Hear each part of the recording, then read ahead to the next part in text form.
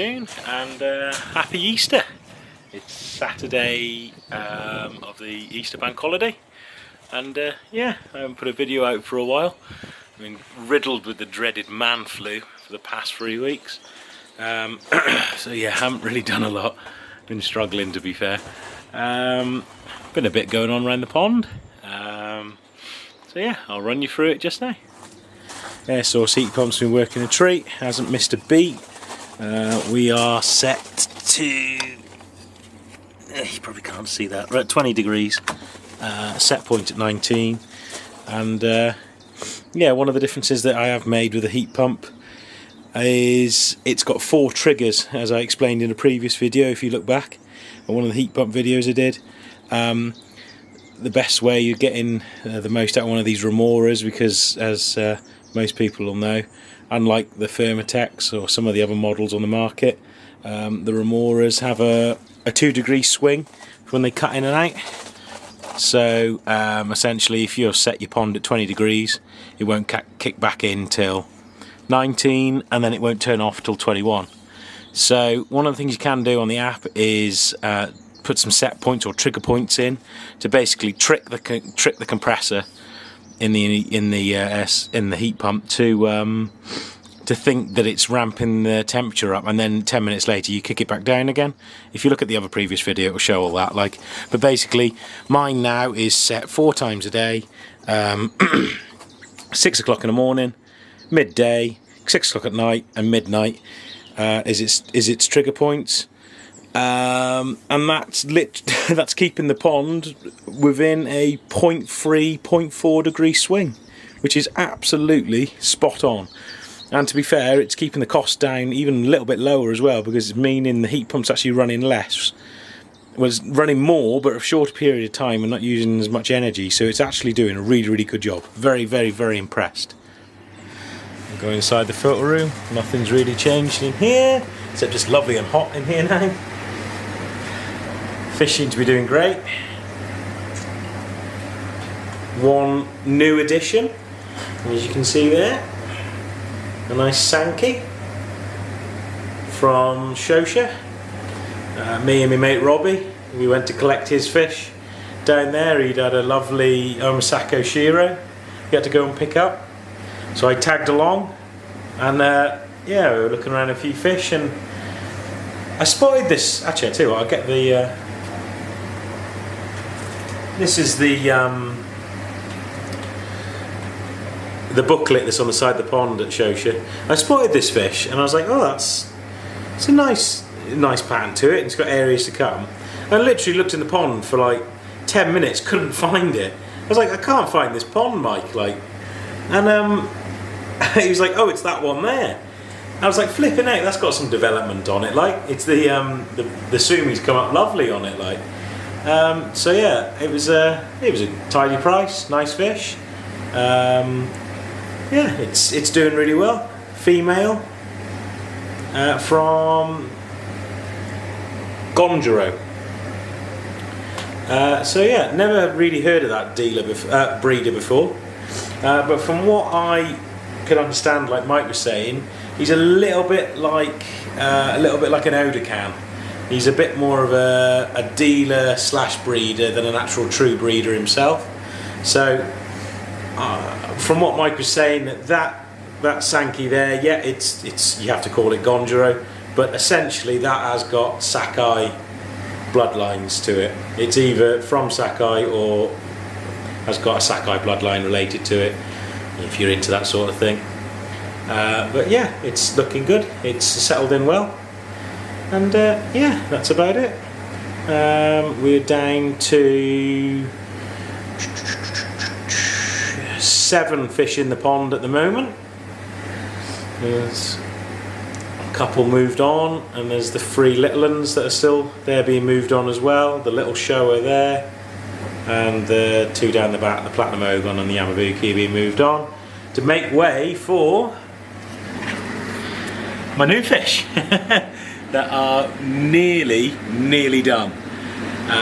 They're just finishing quarantine at Korotynishikoi, and yeah, it shan't be long we'll be able to get up there. Gone for a few more fish than I intended as well. So you have to wait and find out about them. That'll be on a future video. So yeah, all is looking good. We're on the ever faithful FD build up and FD colour, and the feed is set on for 6 times a day at the moment, starting at 9 o'clock in the morning and going till 7 o'clock at night, I think. So it's 9, 11, 1, 3, 5, 7, and then I do a feed in the morning and I do a little feed when I get back from work. So yeah, they're probably on somewhere in the region of 120 to 140 grams of food at the minute. Nexus is coping well. It's doing a good job. I'm on the every other day cleaning cycle on it now, so yeah, it seems to be doing well. It's not too bad. It's nitrite, ammonia and nitrite are, well, trace amounts. So yeah, it's doing well. So yeah, it's everything seems to be just rocking along nicely. So this afternoon I'm gonna have another play around with the shower. This is the shower that the old man got when he bought this little grow-on setup. He's setting up just at his house for his Tama Saba project, and this come with it. And he's not going to use it on his pond. I'm going to try and do something a little bit different with this one. This is just a Quinny koi midi shower, but I'm going to do something a little bit different to the norm. The only reason I really want to put it on is I've never really been truly happy with the flow of this pond. There's always seems to be something that's just niggling at me, that's just a little bit like it could be better. It could be better. So originally we just had the one inlet there that's fed from the Nexus. Obviously that's firing down this side of the pond, and then I added the air bar there to lift the water up, push the water down this way, and it's creating sort of a circular motion in the pond. It keeps everything keeps the bottom clear to a degree. There's a few solids that settle near the drain, but as soon as a fish swims past it, it seems to knock it down the drain. There's 2 reasons I want to try this shower. One, I want to defeat something in the back of my head that I've been thinking of, whether it's worth doing or not. And 2, for the future projects I've got planned for this pond, whether it's going to incorporate a shower or not. Because I think we're probably looking at going to a drum soon. Probably this next winter coming. Nothing wrong with the Nexus. Nexus does a good job, you know, brilliant, but for the amounts I want to feed, you can't really beat a drum for getting waste out of the water. And the simple fact of the regime that I've got at the minute, it sort of does screw you up a little bit if you want to go away on a weekend. It's not too bad for a couple of days, you can let it last, but it does make life a little bit hard when you go in for maybe for a week away. You've got to get someone that knows how to clean an Nexus to come in and do it. So basically, I'll run you through my thinking. I want to try the shower, but if you look back on some other videos that I had, I did try it down that end of the pond, but yeah, I didn't like it down there. It meant having to put a shelf over the pond, and then the pipework would have to run across the top of there to feed it. Wasn't a great big fan of that. So I'm thinking of putting it there.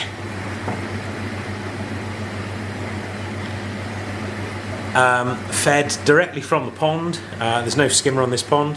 What I'm going to do is adapt some pipe work that I have here, I had lying around, and I'm going to make this won't be down this side, but it'll just give you the, so that'll go in the, give you the idea, that'll go in the pond,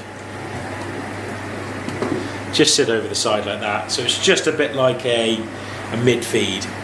I haven't decided whether to put it that side yet or whether to hide it underneath the feeder, but basically I'm going to do a siphon. I'm going to make a siphon feed for the pump, which could be quite useful. It means I'm not having to buy an expensive skimmer for something that I'm not too sure is going to work or not, and all I'm going to lose is a little bit of pipe work that I've got lying around in the shed anyway doing nothing, so I may as well make use of it.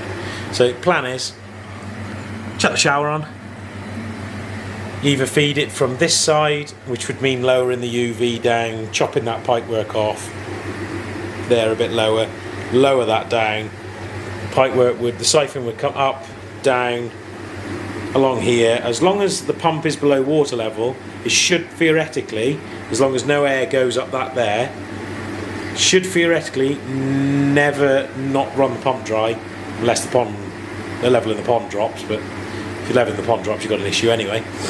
And then fed directly up over the shower. The air bar would then be moved to this end, and instead of it being a rotational flow, I want to give it a go at this one directional flow and see if it makes any difference. If the fish are doing well in this setup, it's probably one of the things that I was really limited with on when I first built the pond, was returns, because really I've only got this wall here that I could put returns in. Otherwise I'd have to be running pipe work underneath the pond, popping it up that side, and to be perfectly honest, one, I couldn't be bothered, and two, I didn't see the point of it, because there was other ways I could have done it, and I wanted to get the pond up and running. So I think we're going to give this a bit of a try. We'll put a bit of pipe work in and we'll see what happens. Do a bit of chopping down of this, that is going to make any difference being lowered, and we shall go from there and see what happens.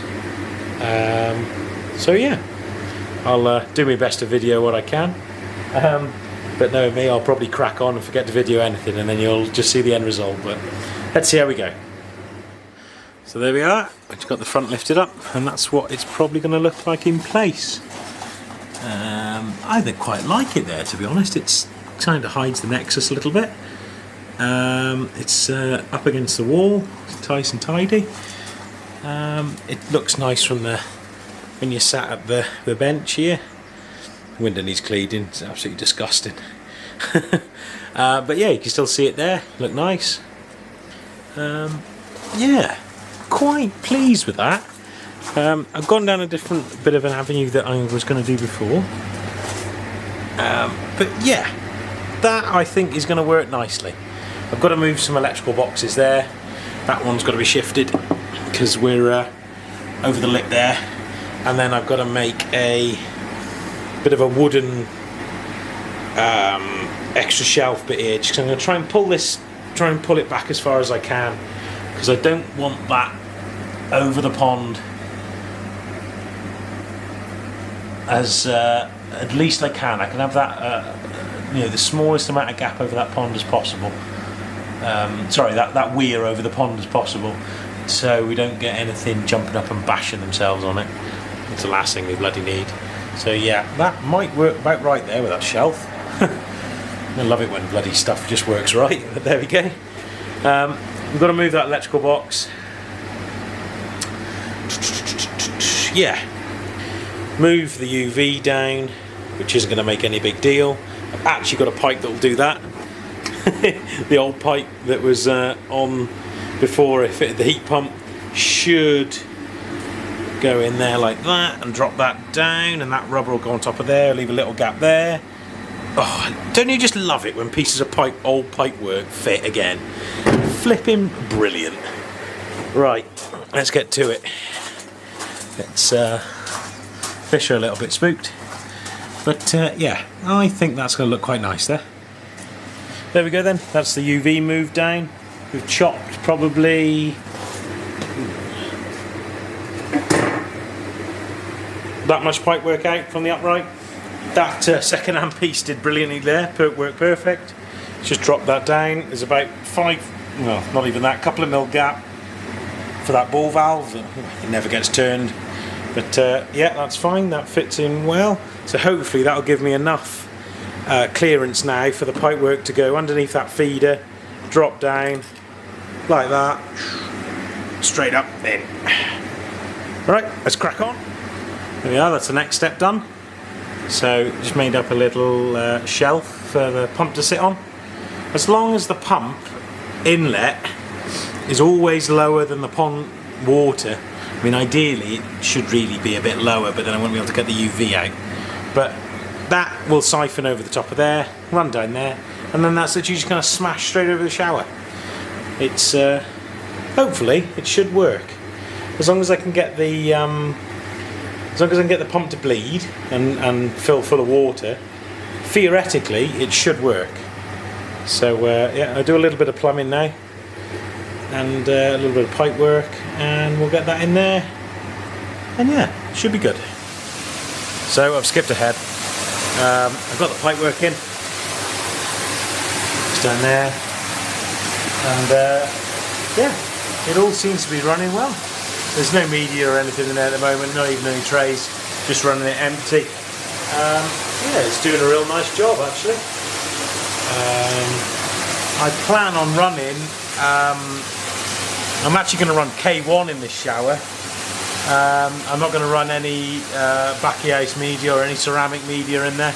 It's literally, the whole pond is going to be run on plastic media. When I was out in Japan, there was a couple of breeders that we went to, ISA being the big one that I saw this happening, and I'll put in a video now.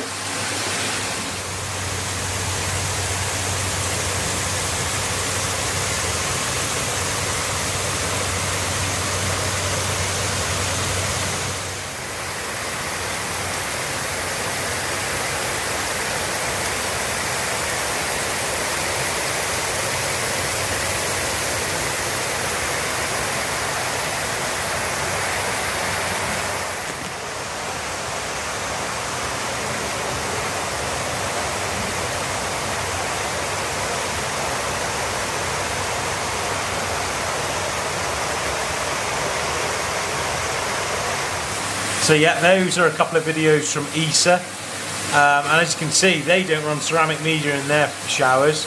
They're literally like plastic media with foam inside, and I think, to be honest, the main thing was to get the water crashing over, and the height.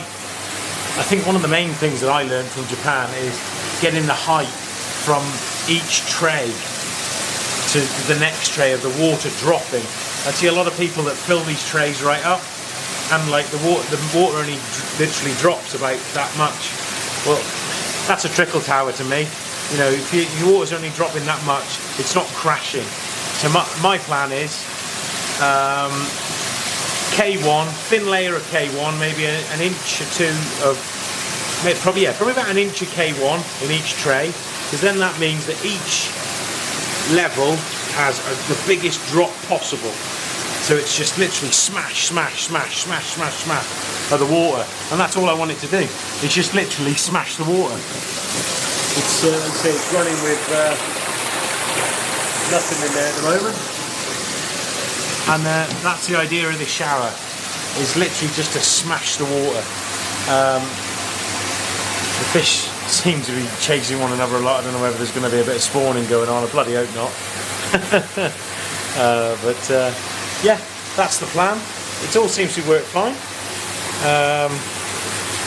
As long as no air gets in that pipe there, that will constantly run as it is. It's siphoning through there. It's all working grand. So yeah, well, the only thing I've got to do now is, obviously, these are the trays out of the shower. Need to give these a bit of a PP and a bit of a clean up. They're just stained from the old shower that it come out of. I need to get something either something finer, because K1 goes straight through there, or make my own trays that go in the shower so I can put the K1 in. But yeah, really happy with that at the moment. It's pulling well because that pump's turned down pretty low, to be honest. Well, and it's only got probably half a metre of head height there, so that pump's working super efficient to smash that water over. So yeah, really happy with that so far. Let's just see how it goes.